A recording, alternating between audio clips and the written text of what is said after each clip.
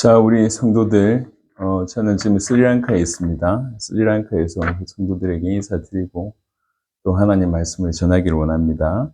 오늘 고린도후서 11장 1절부터 4절의 본문을 통해서 하나님의 열심으로 너희를 위하여 열심을 내노니, 이 제목 가지고 말씀을 드리기를 원합니다. 고린도후서 11장 1절부터 4절입니다.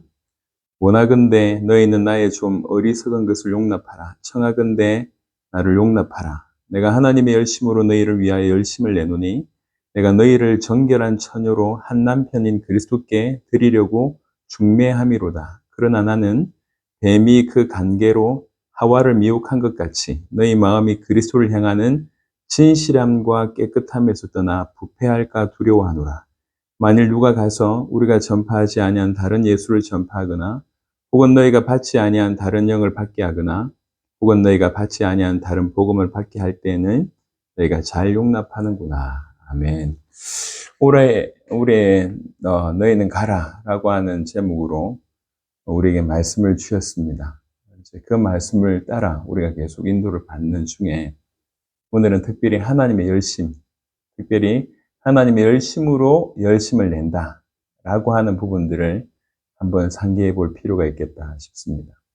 본문을 좀 설명하기 전에 제가 글로 좀 남기긴 했지만 한 주간 하나님의 열심이라고 한 것들을 묵상하고 이 부분을 좀 전하고자 생각하고 있었는데 기도하고 있었는데 딱 맞는 그런 상황이 우리 앞에 목격이 됐어요. 저한테는 조금 좀 충격되는 조금 멍해지는 그런 사건이었습니다.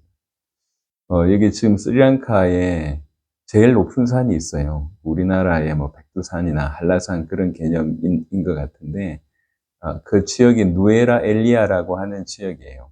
그게 이제 이렇게 길이 옛날에 우리 대관령 길처럼 이렇게 꼬불꼬불 이렇게 올라가는 길입니다.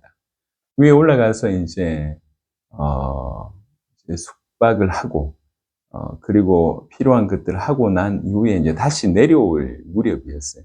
이렇게 다시 차를 대형 버스를 타고 이렇게 내려오고 있는데, 갑자기, 청년인지 모자를 쓴, 그리고 티를 입은 한 분이 갑자기 차 앞에서 막 달리는 거예요. 그 손에 보니까 꽃다발이 있었습니다. 그 다 야생에서 채취한 그런 꽃으로 이렇게 다발을 만들어서 그 하나 다발을 들고 막 우리 앞에서 열심히 뛰어가더니 꽃다발을 막 흔드는 거예요. 사라는 거죠. 근데 이제, 이쁜 포장지도 없고, 그냥 야생 꽃으로 만든 다발이었기도 하고, 그 사람이 지금 2, 30명 안에 앉아 있는데, 그 꽃다발 하나를 사기 위해서 차를 세울 수도 없고, 세울 마음도 없고, 특별하게 이쁘게 보이는 꽃도 아니어서 그냥 지나쳤어요. 지나쳤는데, 지나쳐서 다시 꼬불꼬불하게 이렇게 내려오는데, 조금 가다 보니까 한 뭐 2번 왔다 갔다 했나요? 또 갔다 보니까 정말로 똑같이 생긴 사람이 또 우리 앞에서 나타나서 달리고 있는 거예요. 그래서 생김새가 똑같고 옷이 똑같고 모자가 똑같고 가지고 있는 꽃다발이 똑같았어요. 그래서 이제 저 아까 본 사람인가? 쌍둥이가 아닌가? 아니면 저렇게 유니폼 입고 다 이제 이렇게 같이 뛰는 팀인가? 이렇게 생각할 정도였어요. 그래도 뭐 네, 좋은 구경했다. 그래도 굳이 차를 세울 필요가 없었습니다. 그래서 2번째도 지나갔어요. 그리고 또 이렇게 내려오는데 또 나타난 거야, 3번째. 그래서 그때부터는 이게 혼란이 오기 시작했어요. 저 사람이 새쌍둥이인가? 아니면 정말 팀인가? 아니면 진짜로 거기서부터 여기까지 지름길로 뛰어내려왔다는 얘기인가? 굉장히 가파른 길들이었는데. 그럼에도 불구하고 의무는 있었지만 차를 세울 수는 없었어요. 그래서 또 이제 지나갔어요. 혹시나 하는 기대감이 있었어요. 이제 또 나타날까? 근데 이제 한참 내려온 거야, 이렇게.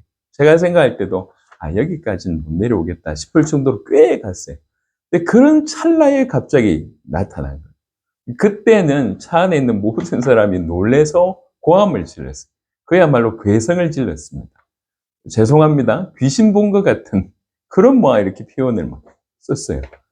그러니까 다들 이제 우리 안에 있는 분들이 다들 차 세워야 된다. 이래가지고 차를 세웠습니다. 알고 보니까 이제 모자 밑으로 땀이 쫙 흘러내리시더라고요. 제가 바로 그 창가에 있었는데요.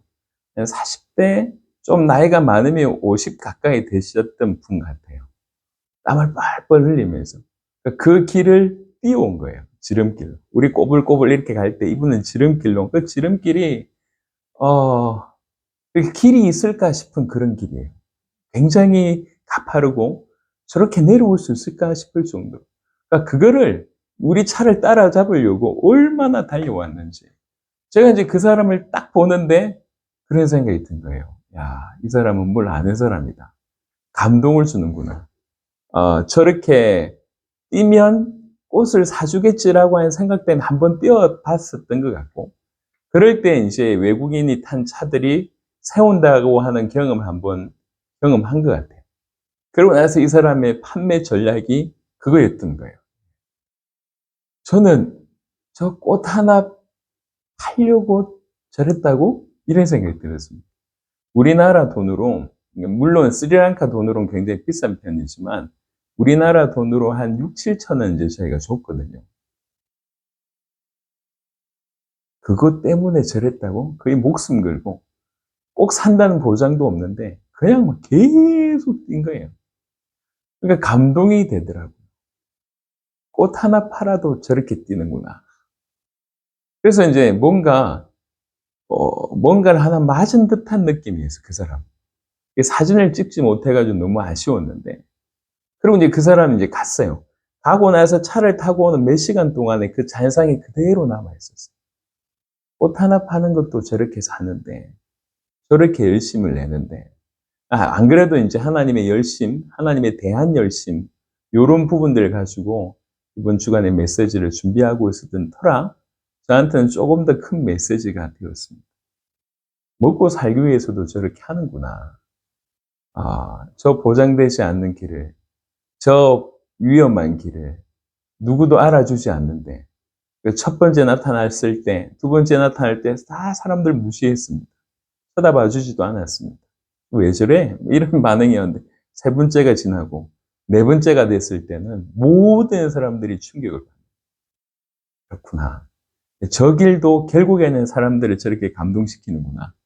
올바른 길을 간다고 할 때에, 올바른 열심을 가지고 올인한다고 얘기할 때, 사람뿐만 아니라, 그 부분에 참으로 하나님도 감동하겠다. 이런 여러 가지 생각들이 좀 많이 들었습니다. 오늘날 이 교회 안에서 많이 사라져 있는 것 중에 하나가 뭐냐면 이런 열심의 부분인 것 같아요. 그래도 죄송합니다. 제가 어릴 때는 그래도 교회 철회하는 분들이 많았습니다. 어떻게든 교회 소중한 줄 알고 바닥에 있는 끔 하나도 이렇게 이렇게 벗기려고 하고, 교회 청소 얼마나 열심히 했습니까? 교회 식사 준비 얼마나 열심히 했습니까? 어느 순간에 편리라고 하는 것들 때문에, 물론 이것도 할 수 있고 저것도 할 수 있지만, 안타까운 것은 열심이라고 하는 부분들을 찾아보기가 참 어려운 시대가 된 것 같아요. 무엇보다도 하나님에 대한 열심. 성경 하나 보시도록 하겠습니다. 오늘 본문은 조금 이따가 제가 좀 설명을 드리겠고요. 디도서라고 하는 성경을 한번 보겠습니다. 디도서 2장, 디모데 전 후서 다음에 있습니다. 디도서 2장 14절에 이렇게 되어 있습니다. 디도서 2장 14절에 그가 우리를 대신하여 자신을 주심은, 우리를 대신해서 자기 목숨을 주심은, 설명합니다. 모든 불법에서 우리를 속량하시고 우리를 깨끗하게 하사, 이렇게 해서 포인트는 뭐냐면 선한 일을 열심히 하는 자기 백성이 되게 하려 하십니다. 고린도후서 5장 15절과 연결해서 보면 고린도후서 5장 15절은 왜 주님이 우리를 대신해서 죽으셨냐? 살아있는 자들로 하여금 다시는 자기를 위해서 살지 않고 자기를 위해서 죽으신 그 주인 되신 그 그리스도이신 그 예수님을 위하여 살게 하기 위해서 우리를 대신해서 죽으셨다. 고린도후서 5장 15절은 그렇게 얘기했습니다. 근데 디도서 2장 14절은 동일하게 표현하기를 그가 우리를 대신해서 자신을 주심은 목숨을 들이신 이유는 우리를 속량하시고 모든 불법에서 우리를 속량하시고 우리를 깨끗하게 하사 이렇게 만들어 놓고 결국 우리를 통해서 뭘 하길 원하시냐면 선한 일을 열심히 하는 그런 자기 백성. 그냥 자기 백성이 아니라 선한 일을 열심히 하는 자기 백성이 되게 하려 하심이라고 얘기합니다. 그래서 진실로 우리가 참된 그리스도의 피값으로 건진받은 게 맞다고 하면 우리는 바로 이렇게 선한 일, 올바른 일, 더 정확하게는 하나님을 위한 일, 하나님이 원하시는 일, 그걸 위하여 열심히 하는 자기 백성이 되게 하시려고 한다고 얘기합니다. 여러분, 신앙생활에 있어서 행위라고 하는 것이 빠지면 신앙생활이 아닙니다. 근데 그 행위를 적당하게 하는 것 또한 올바르지 않다는 거죠. 선한 일을 열심히 하기를 원하십니다. 한 구절 더 보겠습니다. 계시록, 요한계시록 3장. 그 20절은 굉장히 유명한 구절이잖아요. 요한계시록 3장 20절. 볼지어다 내가 문 밖에 서서 두드리노니 누구든지 내 음성을 듣고 문을 열면 내가 그에게로 들어가 그와 더불어 먹고 그는 나와 더불어 먹으리라. 굉장히 유명한 구절입니다. 바로 앞 구절 보겠습니다. 19절에 보면 무릇 내가 사랑하는 자를 책망하여 징계하노니 그러므로 네가 열심을 내라 회개하라 이렇게 얘기합니다. 왜 그랬습니까? 16절에 네가 이같이 미지근하여 뜨겁지도 아니하고 차지도 아니하니 상태를 얘기합니다. 전 세계 교회에 있어서 지금 계시록에 나와 있는 7교회의 모습 중에 가장 많은 부류에 속하는 모습이 바로 이 계시록 3장에 언급했던 뜨겁지도 않고 차지도 아니하는 미지근한 그런 상태라고 얘기합니다. 열심히 사라진 상태예요. 열심이 없습니다. 그래서 회개하라 그래 놓고 열심을 내라 라고 얘기를 합니다. 여러분, 우리 안에 너희는 가라라고 하는 그 위대한 명령을 우리에게 주셨습니다. 우리는 그 부분에 반응을 보여야 되는데 그 반응이 열심을 내라는 거예요. 그런데 이 열심이 그냥 인간적인 열심이다. 이렇게 하면은 또 열심을 해놓고 또 넘어질 수 있습니다. 그러니까 열심을 내되 하나님의 열심으로 열심을 내야 된다는 거죠. 이게 무슨 말인가? 제가 좀 말씀을 드려보겠습니다. 그 열심도요, 믿지 않는 사람들도 먹고 살기 위해서 열심을 냅니다. 조금 전에 제가 예를 들었던 그런 모습입니다. 성경은 이렇게 얘기하고 있는데요. 성경 한 두 군데를 보시면 좋겠습니다. 시편 39편, 시편 39편 6절 보겠습니다. 시편 39편 6절입니다. 진실로 각 사람은 그림자같이 다니고 헛된 일로 소란하며 재물을 쌓으나 누가 거둘는지 알지 못하나이다. 그러니까 이제 헛된 일로 소란하며 그러니까 결국 열심을 내는데 결국 그것이 헛된 일을 위해서도 열심을 내고 재물을 쌓기 위해서 열심을 내지만 그건 누가 거둘는지 아무도 모른다. 그러니까 믿지 않는 하나님을 잃어버린 자들은 어쨌든 자기 목숨을 위해서 재물이 그래도 자기 목숨을 유지해 줄 것 같아서 그것 때문에 소란하면서 열심을 낸다는 거예요. 예. 또 다른 표현으로는 고린도전서 9장을 잠시 보겠습니다. 신약 성경 고린도전서 9장 25절부터 26절입니다. 고린도전서 9장 25절부터 26절 이기기를 다투는 자마다 모든 일에 절제하나니 그들은 썩을 승리자의 권을 얻고자 하되 우리는 썩지 아니할 것을 얻고자 하노라. 그러므로 나는 다름질하기를 향방 없는 것 같이 아니하고 싸우기를 허공을 치는 것 같이 아니하며 무슨 말이냐면 예를 들면 지금 한참 우리 아시안컵 경기 중인데 어쨌든 이제 뭐 64년 만에 우승을 하겠다 이러면서 열심히 뛰고 있잖아요. 나중에 이게 얼마 후에 이 메시지를 듣게 되면 그 결과를 알고 듣게 될 건데 여하튼 그 목적을 이루기 위해서 얼마나 열심히 합니까? 그런데 그 멸류관조차 이 땅에서 먹고 마시는 겨우 썩어질 수밖에 없는 그런 멸류관 아니냐. 열심히 사는데, 열심을 내는데, 믿지 않는 자들의 열심은 결국 썩을 멸류관을 위한 열심이 아니냐, 이렇게 얘기합니다. 그러니까 열심은 불신자들도 냅니다. 조금 웃기는 말로 열심은 마귀도 열심을 냅니다. 그래서 이제 웃기는 그런 유머 중에 하나가 뭐냐면, 마귀도 주일 예배를 매일 참석한다, 매주 참석한다, 이런 얘기가 있어요. 마귀도 하루도 빠짐없이 예배에 참석한다, 이런 얘기가 있어요. 예배에 부지런히 참여해서 사람들 시험 주고, 그다음에 이간질하고 갈등시킨다. 이게 그래도 마귀도 열심을 낸다, 이렇게 농담을 하기도 합니다. 실제로 그렇죠. 그런데 우리는 지금 그런 차원이 아니니까요. 그러니까 분명히 하나님에 대한 열심, 이게 좀 있는데, 이게 방향이 약간 좀 틀어지면 이 불신자의 어떤 열심도 아니고, 어떤 열심이 아예 없는 것도 아니고, 나름 열심히 내는데도 불구하고 이게 좀 방향성이 좀 틀리면 굉장히 좀 혼란스럽습니다. 무슨 얘기인고? 이제 보겠습니다. 몇 구절 확인해 보겠습니다. 빌립보 3장을 보겠습니다. 빌립보 3장 6절에, 빌립보 3장 6절 보겠습니다.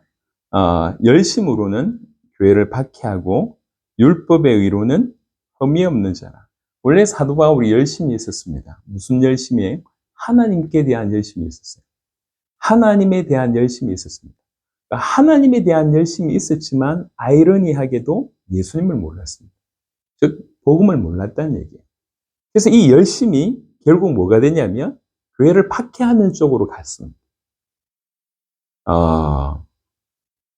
믿음과 열심을 조금의 설명을 굳이 하자고 하면, 열심은 차의 엔진이라고 생각할 수 있고요. 믿음은 차의 방향, 운전대라고 얘기할 수가 있을 것 같습니다. 비유를 하자면. 엔진이 없으면 차가 가지 않겠죠. 하지만 차가 가더라도 방향이 틀리면 큰 사고를 냅니다. 아니면 다른 목적지를 가게 되겠죠. 그래서 지금 우리가 열심이 없는 것과 또 열심히 있지만 방향성이 틀린 것들에 대해서 한번 같이 생각을 해보자는 얘기예요. 적지 않은 교회가 지금 열심이 없습니다. 엔진이 고장나버린 그런 차와 같고요. 또 어느 경우에는 굉장히 열심을 내는데 방향성을 잃어버린 그런 차들이 꽤 있습니다. 사도 바울이 사실은 굉장히 열심히 있었지만 올바른 방향, 복음이라고 하는 방향을 놓쳐버렸기 때문에 결국 교회를 박해하는 그런 일이 벌어졌습니다. 로마서 10장에도 동일하게 이렇게 표현을 하고 있는데요. 사도 바울이 이제 유대인들에 대한 얘기를 하면서 로마서 10장 1절, 2절 보겠습니다. 로마서 10장 1절, 2절. 형제들아, 내 마음이 원하는 바와 하나님께 구하는 바는 이스라엘을 위함이니 곧 그들로 구원을 받게 함이라. 내가 증언하노니 그들이 하나님께 열심히 있으나 올바른 지식을 따른 것이 아니니라. 그래서 3절에 하나님의 의를 모르고 자기 의를 세우려고 힘써서 하나님의 의에 복종하지 아니하였느니라. 이렇게 됐다니. 굉장히 열심히 있습니다. 근데 올바른 지식이 없는 거예요. 그래서 자기 열심으로 열심히 하는데 결국 하나님의 의를 복종하지 않는 쪽으로 간다는 거예요. 이게 지금 사도 바울이 아주 냉정하게 얘기하고 있습니다. 열심 없는 것보다 있는 게 좋다. 분명하다. 하지만 열심히 있지만 올바른 지식이 없으면, 올바른 믿음이 없으면, 올바른 방향이 없으면 결국 엉뚱한 데로 간다는 거죠. 결국 큰 사고를 낸다고 얘기를 하고 있습니다. 그런 것들을 다 통과하고 나서 사도 바울이 오늘 고린도후서 11장에 이렇게 표현했습니다. 고린도후서 11장의 2절에 내가 하나님의 열심으로 너희를 위하여 열심을 내노니, 이렇게 되어 있습니다. 이게 올바른 잘 돌아가는 엔진도 있고 올바른 길을 갈 수 있는 제대로 된 운전대가 있다라고 하는 표현입니다. 하나님의 열심으로 너희를 위하여 열심을 내노니. 지금 고린도 교회는 제가 누차 얘기했던 바대로 문제가 참 많은 교회였습니다. 고린도 전서 후서 보면 이 고린도 교회가 얼마나 많은 문제가 있었는지가 쭉 언급이 이제 됩니다. 하지만 그 모든 요소들, 그 모든 교회 문제의 가장 근본의 이유는 오늘 고린도서 11장 4절의 내용이지 않을까 싶습니다. 그 교회에 다른 예수, 다른 영, 다른 복음이 그 교회에 전파가 되어졌고 그것들을 잘 용납하는 것. 이게 가장 복음에서 미끄러지기 시작을 하니까. 그래서 2절에는 뭐라고 얘기하냐면 3절에 그리스도를 향하는 진실함과 깨끗함에서 떠나 불패할까 두려워하노라. 사실 그런 일이 이미 벌어졌다는 거죠. 그리스도를 향하는 그 진실함, 부패했다는 거죠. 그리스도를 향하는 그 깨끗함, 부패했다는 거죠. 그리스도에 대한 그 순수한 마음, 그리스도가 크게 보이고 그게 전부라고 했던 그것들이 그 진실함과 깨끗함에서 점점 잃어버리게 됐다는 거죠. 부패해졌다고 얘기하고 있습니다. 이런 일들이 지금 교회 안에서 막 벌어지고 있는 상황입니다. 그거를 사도 바울이 보니까 기가 막히잖아요. 고린도 교회에 대한 애정이 특별하잖아요. 사도 바울은 사도행전 18장에 브리스가 부부하고 같이 세웠던 교회가 고린도 교회입니다. 고린도 교회에서는 애착이 참 많습니다. 어떻게 보면 바울이 세웠던 교회 중에 가장 사역을 많이 했던 교회가 고린도 교회라고 해도 과언이 아닙니다. 그 정도로 열심과 중심을 다해 바쳤는데 시간 조금 지나니 그 교회 안에 다른 예수, 다른 복음, 다른 영의 메시지가 전파되고 그것들을 사람들이 받는다는 거예요. 그렇게 예수님을 그리스도로 믿고 진실되게 그리스도를 향했던 그들이 부패하기 시작을 하는 거예요. 그 영적인 사실에서 부패하기 시작하는 거죠. 그런 상황을 사도 바울이 읽고 가만히 있을 수가 없었던 것입니다. 그래서 얘기합니다. 내가 하나님의 열심으로 너희를 위하여 열심낸다.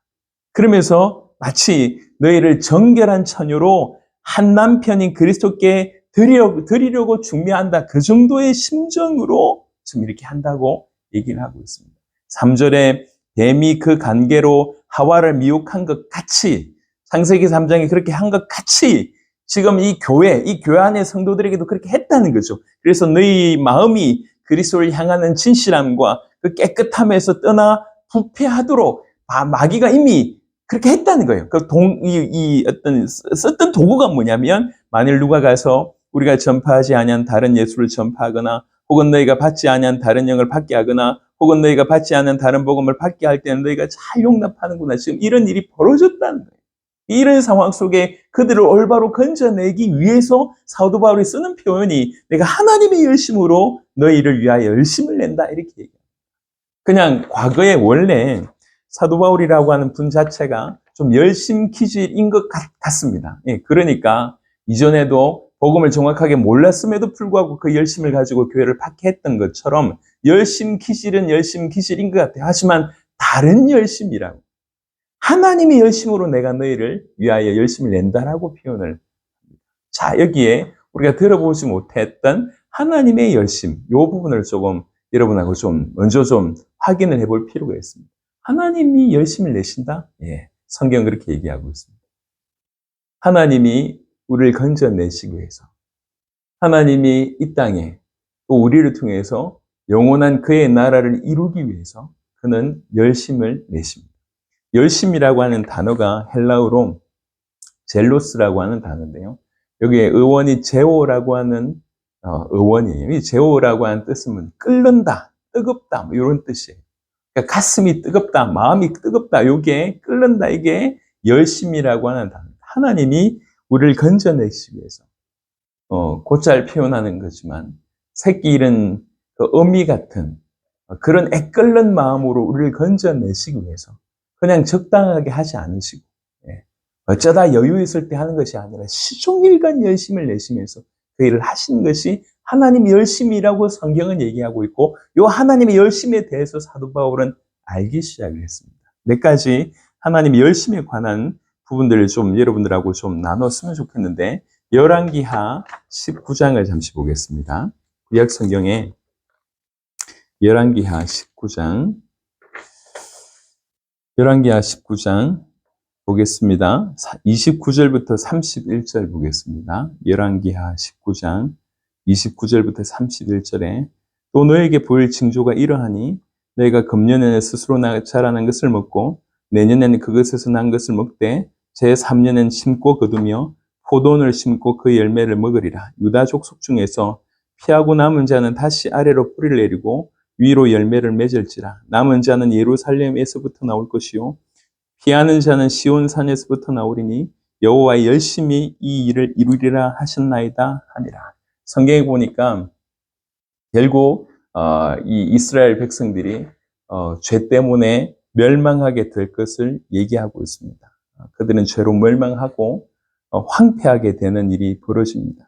그런데 하나님께서 그 중에 남은 자를 일으키신다라고 얘기하고 있습니다. 예루살렘과 시온산에서 소수의 남은 자를 통해서 다시 이스라엘을 번성케 한다고 하는 그런 예언입니다. 이 부분.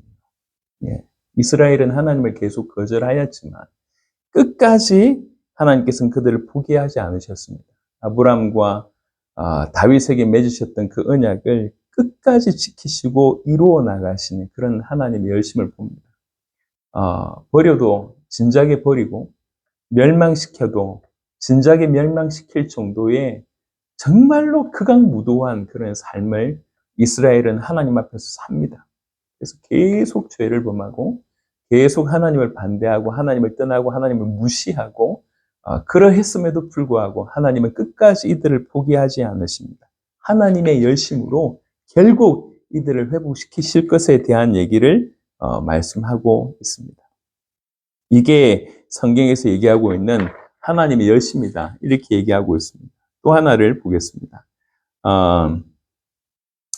열왕기하 19장 동일한 본문인데요. 열왕기하 19장. 여기에 이제 무슨 일이 벌어지냐면, 이제 아수르의, 이 왕, 이 사네립이 군대 장관 랍사게를 이제 보내게 됩니다. 랍사게를 보내서 하나님을 모독하고, 예루살렘을 공격하라고 하는 그런 명을 내리게 됩니다. 이때 히스기야가 엎드려서 기도하게 되죠. 하나님께서 응답하십니다. 그때 이사야를 통해서 응답하시는데 하나님께서 이사야를 통해서 뭐라고 얘기하냐면 저들의 화살이 쏘지도 못하고 예루살렘에 이르지도 못하리라 라고 얘기하면서 여호와의 열심히 이를 이루겠다. 이게 열왕기하 또 19장에 동일하게 언급되어 있습니다. 그러니까 이제 하나님의 백성 끝까지 지키겠다고 하는 그런 부분이죠. 그러니까 하나님께서 우리를 건져내시기 위해서 어떠한 열심을 내셨나? 이게 이제 이스라엘의 역사거든요. 창세기부터 지금까지 웬만하면 충분히 그냥 할 만큼 하신 분이신데 그냥 우리는 여기에서 그냥 멸망을 받아도 할 말이 없을 정도의 상태인데 끝까지 우리를 건져내시려고 하는 성경 전체를 통해서 나와지는 것이 하나님 열심입니다. 이사야 9장에 유명한 또 구절 잠시 보겠습니다. 이사야 9장 6절에서 7절 말씀입니다. 이사야 9장 6절에서 7절. 이는 한 아기가 우리에게 낳고 한 아들을 우리에게 주신 바 되었는데 그의 어깨는 정사를 메었고 그의 이름은 기묘자라 모사라 전능하신 하나님이라 영존하신 아버지라 평강의 왕이라 할 것입니다. 그 정사와 평강의 더함이 무궁하며 또 다윗의 왕좌와 그의 나라에 군림하여 그 나라를 굳게 세우고 지금 이후로 영원히 정의와 공의로 그것을 보존하실 것이라. 그래놓고 만군의 여호와의 열심히 이를 이루시리라 라고 되어 있습니다. 이 모든 일을 그리스도를 통해서 우리를 건져내시고 그리고 영원한 정의와 공의로 그 나라를 굳게 세우실 것을 그리고 보존하실 것을 얘기합니다. 이것이 만군의 여호와 열심히 이를 이루실 것이라고 얘기를 하고 있습니다. 언약한 백성들을 구원하시고 영원한 그 나라를 이루심에 있는 것이 그게 하나님의 열심의 목적입니다. 그래서 지금 창세 이후로 우리를 건지고자 하는 그리스도를 통해서 우리를 건지고 마침내 하나님의 원뜻인 영원한 하나님의 나라가 이루어지는 데까지 하나님은 쉬지 않으시고 열심을 내시고 지금까지 쭉 해오셨다는 거예요. 그게 사도 바울이 이해했던 그리고 성경이 얘기하고 있는 하나님의 열심입니다. 이 하나님의 열심은 왜 그렇게 열심히 내냐라고 얘기할 때 딴 게 아니라 저쪽에 뭐가 깔려 있냐면 하나님의 사랑이 깔려 있다는 거예요. 오늘도 이제 이 집회를 하는데, 이 집회 때 우리 목회자들만 불러서 이제 집회를 하다 보니까 약간은 좀 한계가 좀 있는 게 있어요. 예컨대 남편이 목사님이 받고 가도 아내 되는 사모님이나 이런 분들이 좀 반대를 하면 이게 뭔가 넘어서기가 좀 쉽지 않은 것 같아요. 그래서 이번에는 남편, 아내, 이 목회자 부부와 보통 또 자녀를 가지고 있잖아요. 같이 오게 했어요. 그래서 부부는 메시지를 듣고 이 아이들은 이제 세라미 사모님 중심에서 피니셔 사역을 하게 된 거예요. 그러니까 이제 이런 세미나가 잘 없는 거죠. 2박 3일 동안 그나마 스리랑카에서는 이 정도 시설이면 꽤 괜찮은 시설에 이 좋은 식사와 숙박 제공받으며 메시지에만 집중할 수 있고 아이들은 또 그냥 데리고 노는 것이 아니라 아이들에게도 메시지를 전해주니까 좋은 부분이잖아요. 그래서 이제 오신 분들의 만족도가 높습니다. 그래서 이분들 대상으로 말씀을 전하고 있는데 그 중에는 갓난아이들을 데리고 오는 분들이 있어요. 하루 종일 껴안고 또 보채면 이제 이렇게 젖 먹이고 하루 종일 껴안고 이게 그러니까 부모가 이 자녀를 위해서 그렇게 열심히 내는 거 보면 못 따라옵니다. 이제 바깥에서 주로 남편이 돈을 벌고 안에서 이제 아내들이 육아를 하잖아요. 돈, 돈을 벌면 돈을 벌었지 육아 며칠 하면 이게 그냥 그 갓난쟁이 뭐 이렇게 한 일주일 보면 일주일이 뭡니까? 얼마나 힘이 듭니까? 눈을 한시라도 뗄 수가 없는데. 그 부모가 자녀에게 내는 열심의 원동력이 뭐죠? 자녀에 대한 사랑입니다. 하나님이 왜 이토록 나 같은 것을, 우리 같은 것을 건져내겠다고. 제가 저를 봐도, 우리가 우리의 모습을 봐도, 뭐 괜찮은 게 뭐가 있겠냔 말이에요. 사람들하고 좀 비교해서 봤을 때, 내가 남들보다 좀 낫다, 남들보다 좀 모자라다, 이렇지. 우리 스스로가 다 더러운 놈들이에요. 우리끼리 비교해 봤을 때는 좀 나을지 모르겠지만, 하나님 보실 때는 다 더러운 인생입니다. 그런데 그 더러운 인생들을 건져내시겠다고 시종일관 당신의 열심을 가지고 우리를 건져내셨다. 그리고 무엇보다도 당신의 독생자를 죽이시면서까지 우리를 건져내시겠다. 이게 철저하게 하나님의 사랑에 기초한 하나님의 열심입니다.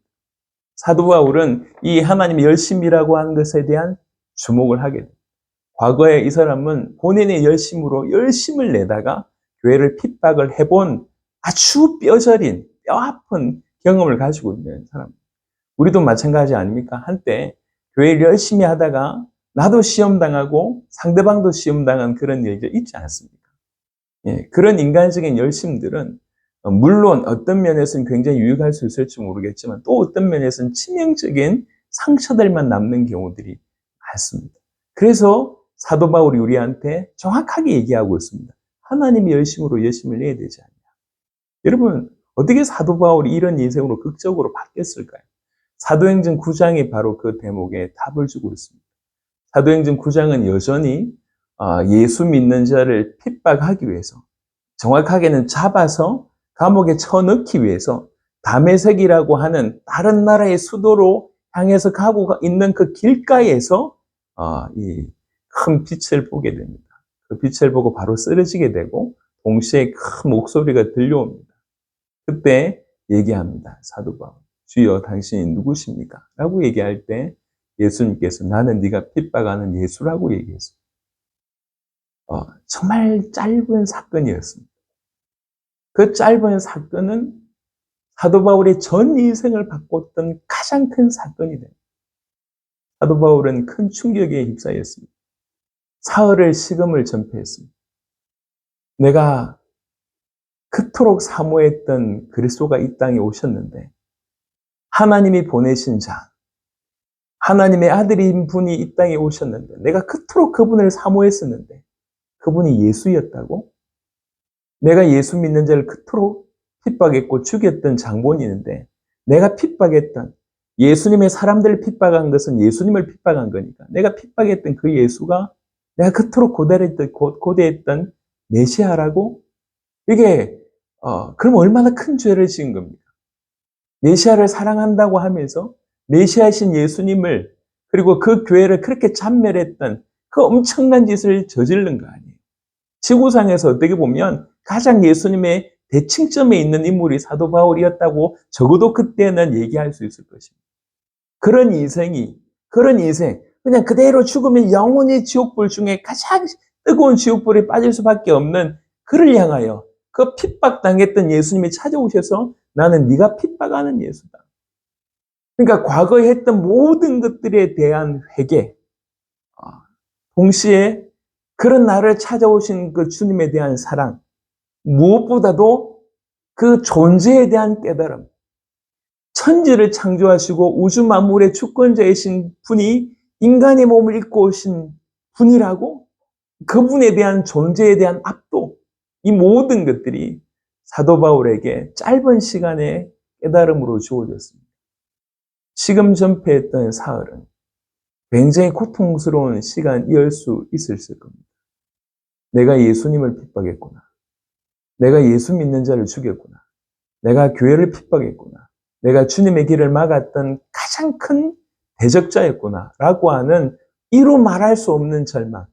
그럼에도 불구하고 나 같은 것을 그냥 적당한 죄를 지은 것이 아니라 가장 복음을 반대했던 죄를 지었던 나 같은 것을 주님이 찾아오셔서 나는 네가 핍박하는 예수라고 알려주시고 당신을 계시해 주시고 내 인생을 새롭게 시작할 수 있도록 나에게 오셨다는 것들이 사도 바울은 충격이 된 것이고, 그리고 분명히 처음 만날 때부터 예수님께서는 사도 바울에게 어떻게 살아야 될 것을 보여주셨다고 얘기했습니다.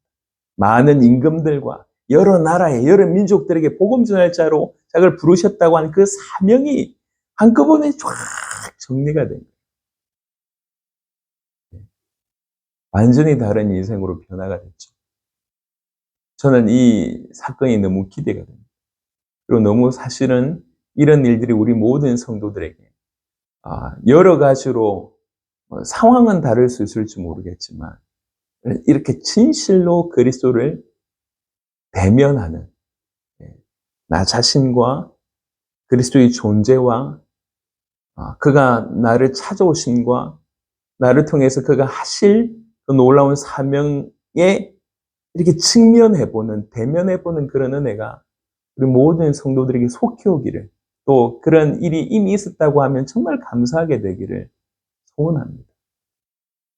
그냥 적당하게 사는 인생 말고, 누구 표현으로 얘기하자면 장작이 불에 완전히 타면 숯이 되는데 타지 않으면 적당하게 그슬리는 수준이잖아요. 끓는만 남아있는 거예요. 이 끓는만 남아있는 게 힘들어요, 이게. 얼마나 불편하냔 말이에요. 뭔가 약간 거슬림을 받았지만 완전히 타지 않는 상태. 무익한 상태입니다. 무익한 상태. 완전히 타버렸을 때는 진짜 숯이 되는 거 아니냐는 거죠. 그걸 우리 주님이 원하시는데.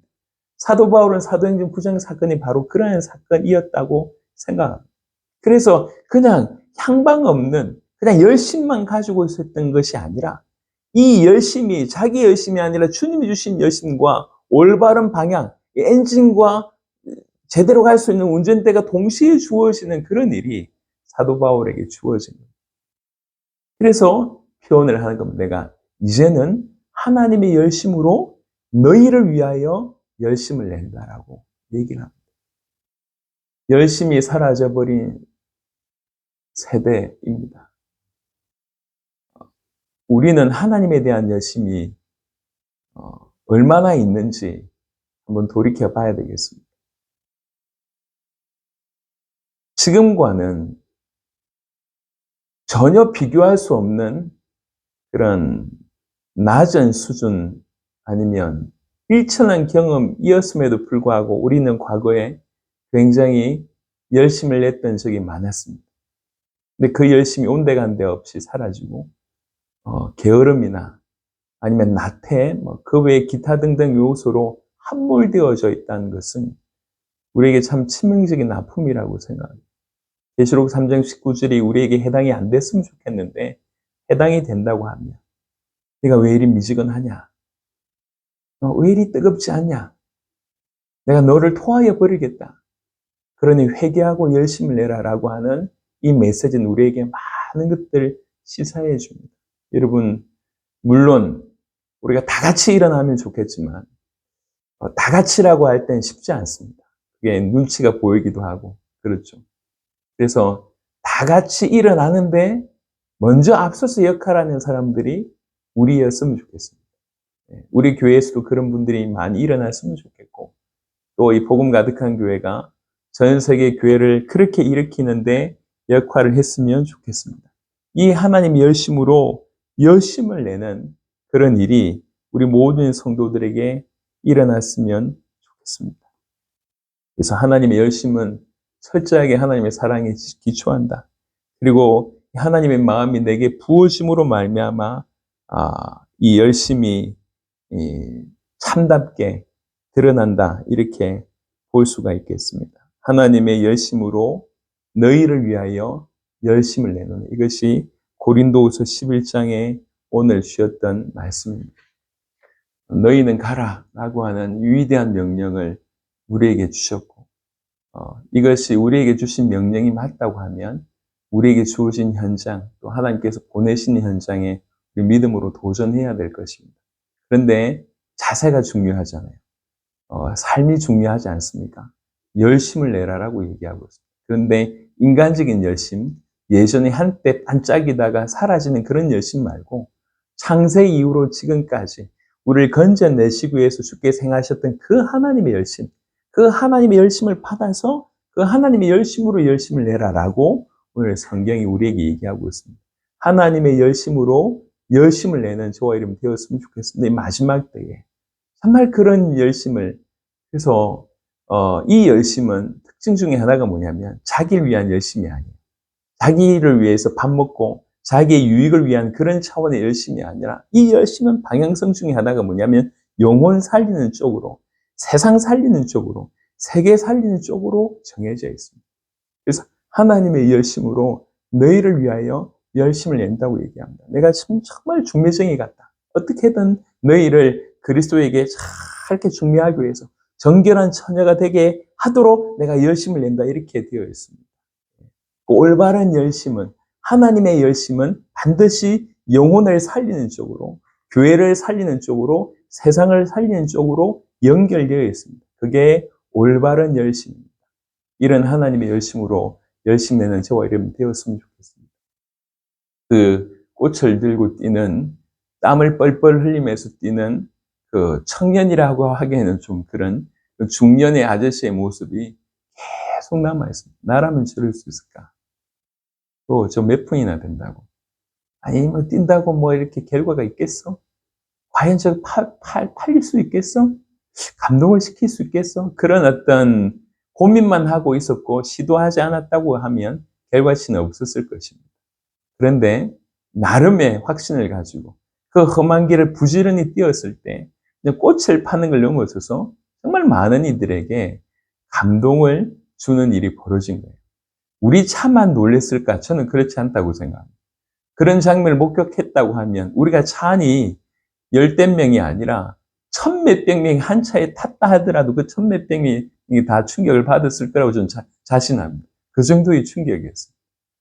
꽃 팔겠다고 저렇게 뛰는 모습이 우리한테 이렇게 감동을 준다고 하면 우리가 정말로 하나님의 복음을 들고 주와 복음 위해서 하나님의 열심으로 내면서 길을 걸어가고 뛰어간다. 그 하나님의 열심 가지고 계속 영혼들을 살리겠다고 그 열심으로 우리가 이렇게 살아간다고 얘기할 때 그 모습이 교회와 성도들, 심지어 저 불신자들도 감동을 받을 거고, 무엇보다도 우리 하나님께서 너무 기뻐하시지 않겠나 생각을 합니다.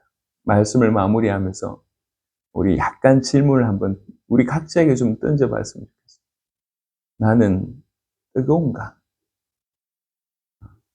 나는 미지근하지 않는가? 나는 언제 하나님에 대해서, 하나님을 위해서 열심을 내봤던가? 내가 하나님께 드렸던 최고의 열심은 어느 정도인가? 내 밥 먹고 사는 것과 비교해 봤을 때 어떤가? 내가 그토록 좋아하는 어떤 취미 활동을 위한 열심과 비교해 봤을 때 어떤가? 한번 생각을 해보세요.